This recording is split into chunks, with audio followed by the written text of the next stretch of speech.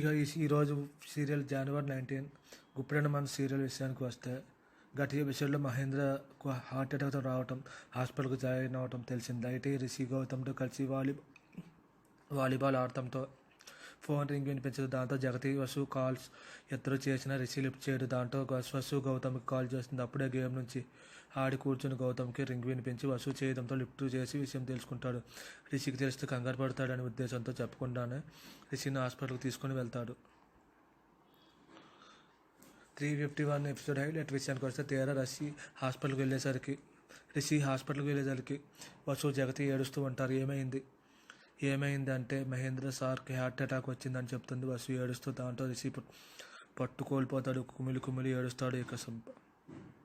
అప్పుడే మహేంద్రని డాక్టర్ మరో రూమ్కి మారుస్తూ సరైన సమయానికి వచ్చారు. భయపడే పని లేదు, కాసేపట్లో పేషెంట్కి మెలకు వస్తుందని చెప్తూ ఉంటాడు.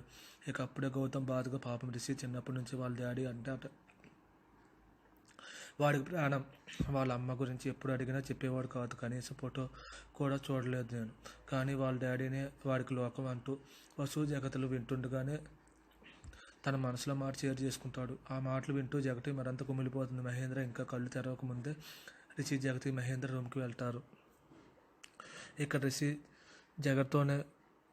జగత్తో కోపంగానే ఏం జరిగింది అని అడుగుతాడు. ఎందుకో తెలియదు, బాగా ఎక్కువగా నవ్వేశారు. నవ్వుతూ ఇలా మహేంద్రకి ఇలా హార్ట్ అటాక్ వస్తుందని ఎప్పుడూ అనుకోలేదు. అందరికీ దూరమై ఒంటరిగా మిగిలిన నాకు ఏకైక మిత్రుడు మహేంద్ర ఒక్కడే. తనకు ఏమైనా జరిగితే ఈ జగతి మరుక్షణమే తుడిశ్వాస వదులుతుంది అంటూ ఏడుస్తుంది జగతి. డాడ్ ప్లీజ్ మీరు లేవండి, నేను అంతర్లా ఏడవలేదు.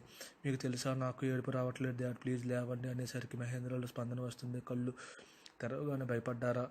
మహేంద్ర పని అయిపోయింది అనుకున్నారా అంటూ నవ్వుతాడు మహేంద్ర. ఆ సీన్ చాలా ఎమోషనల్గా ఉంటుంది.